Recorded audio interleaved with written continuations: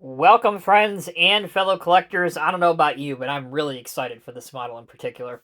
This is the Diecast Masters Highline Series 1 to 50 scale Caterpillar 395 Next Generation Hydraulic Excavator. This, the GP version or general purpose version. This was announced alongside the Mass Excavator version that we have already reviewed on this channel and that you likely already have in your collection, but this is the first time I've had an opportunity to see the GP version, so we'll go through it and do a review together.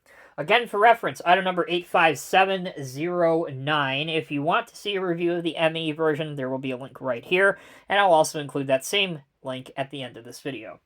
Because it is a Highline Series model, pick one of the side flaps, open it up. This model comes in an extremely long tin. You do have to remove our old faithful nylon bag protection. Once you've done that, here's the first look at the metal tin. Yep, it's metal, passes the metal test. Cat 1 to 50 scale, 395 Next Generation Excavator GP version. Here's a photo of the model. This here is your QR code to scan with your smart device to download the Diecast Masters CAT catalog so you can see everything that's currently available from them. Check out this high-res photo of the machine. Now, do note, this is the ME version pictured. That is not the version that is in the box. Important to point that out. All right, on the back of the tin, we have yet another photo of the 395, again an ME version. And for those that are interested, here is the information on the real machine, such as its operation specifications, model dimensions, and engine details. Please note that this thing weighs in excess of 207,000 pounds. This is a huge excavator. Okay, let's pop it top and see what awaits us inside. We have a instructional sheet first and foremost. This side shows us how to remove the bucket and place the other attachments that are included with this set, and that is a hydraulic shear and a hydraulic impact hammer. This side shows you how to place the operator figure in the cab if you want to do that. Next, we have our plastic pointer and plastic tweezers. Also, we have a bag containing the operator figure, a pointer, and several extra screws if you need to replace yours.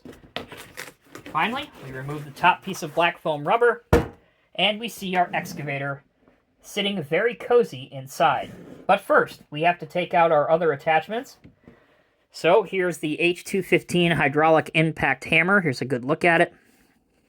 You can see it's a licensed attachment by Caterpillar. It is metal, plastic part being the chisel. And here's obviously where your tool would mount to the quick coupler. The other optional attachment is the Caterpillar S3070 scrap shear. This is an all-metal piece. It's very heavy. Here's it opened and closed. And this will spin as well. All right, let's get the excavator out, shall we? Be careful what you grab onto. There are some fragile pieces that could break with some mishandling. So, excavator is out. We remove the plastic track inserts. Also a piece of foam rubber here. Let's take the protection off of the cab that protects our cab door from swinging open. And once you've removed all those extra pieces, guess what? The model is free and ready to be displayed. All right, folks, let's get straight into some of the details and decals on the model. Again, this is a new machine from Caterpillar and Diecast Masters, so it's going to have the Cat Modern Hex logo. You can see 395 on the back of the windshield piece. Several warning labels can be found not only on the machine, but also on the stick as well. Your hydraulic lines are very nicely done. They are flexible and rubber. You can even see the silver connection points here. I really like that. Here's your screws that come out if you want to remove the bucket and put one of the other attachments on it. Other details include, if we look from the top-down version, you can see a plethora of hydraulic line detail here, as well as some metal railings, your exhaust, some decals that simulate the venting.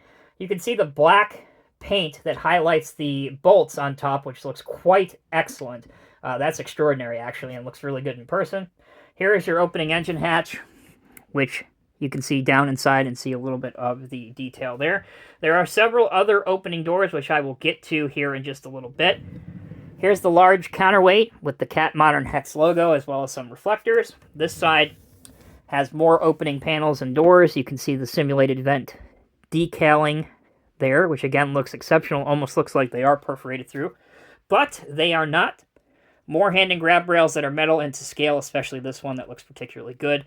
There is some anti-slip texturing that you can hear outside of the catwalk. And the tracks themselves are very, very nicely detailed. And you can see they are all metal. You have the top rollers, obviously your huge drive sprocket, your idlers. All of the components have been modeled. Now, looking ahead, here's your large bucket. And this particular version of the 395 has the falling objects protection structure over the regular cab, which again is good to see, especially if you were going to outfit this with one of the 2 optional demolition pieces, so it's nice that they have included that. Details on the bottom of the machine. There you go. That's what the underneath looks like, along with the item number that we've mentioned already before.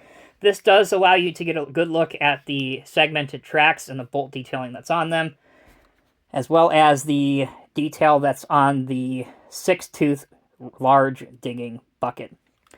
Okay, we can go on and on about the details and decals, but what you really came here to see is the functionality. So when we come back, we'll check out some of the machine's working features.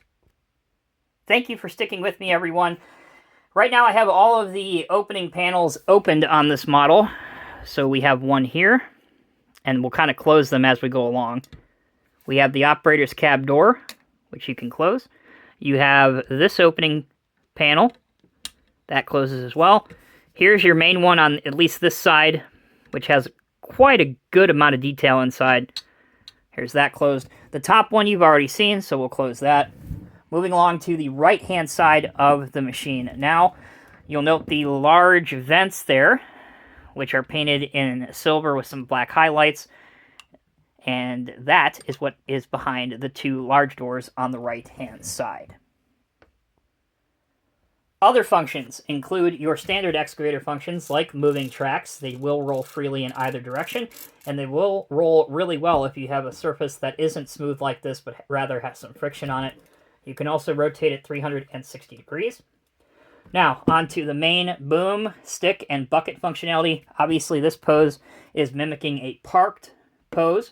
You can also, even though this is a rather large excavator, and typically you would not see this fully assembled on a lowboy, you'd normally see it with the bucket and the stick removed, and in some cases the tracks removed as well. But just for kicks, we'll simulate a folded up transport mode. And now, we'll get to digging. It is important to note that because the boom, the stick, and the bucket are heavy die-cast pieces, sometimes they will bleed down, and the cylinders won't hold every pose. For example, it will bleed down a little bit after a while, like if you put in the bucket, you can see it will come down. One suggestion I would like to throw out there is a mechanism similar to what CCM uses, and that is including a central lock in the large plastic cylinders here, that with the help of an Allen key, you can lock them permanently in the raised position if you want to display it like this, or unlock it, and basically it would lower it down, and you don't have to worry about the cylinders bleeding down over time. That's one possible solution that CCM does that I would highly encourage diecast masters to look into. That is really the only point of contention that I have with this model. Otherwise, everything is exceptional. I'll show you some other digging poses too. Your bucket can go out to here, along with your stick. Again, lower end of things. Mine will go down to here without forcing anything, which is also quite impressive for a model of this scale. Those are your main digging functions on the model. When we come back, we'll have an attachment or two on here, so you can see what they look like on. Alright folks, for the last part of the video here you can see that I have put the S3070 hydraulic shear on the machine. And as I showed you before, you can rotate it 360 degrees. You can pose it out or in. But probably the coolest feature about it is the fact that you can open and close the bottom part here. So if you have some simulated scrap metal pieces that you want to display, or if you're putting this in a diorama for a building demolition with some concrete, it will work perfectly for both of those rolls. All right, folks, that'll do it. You've seen the unboxing, you've seen the details, the decals, the functionality, all 3 attachments. Here's what you need to know about the 395 GP version. Of the 2 that's been released, I think that this will probably be the one that is more highly desirable by collectors. If for no other reason, then it does come with a total of 3 attachments, which improve the versatility of the model. Overall, the build quality and detail is excellent. If I could mention just a couple things to maybe be improved, that would certainly be the strength of the hydraulic cylinders for the boom and the stick with a heavy metal attachment on the end of it, and also maybe the fit and finish of some of the doors, particularly on this side, if they could be improved just slightly.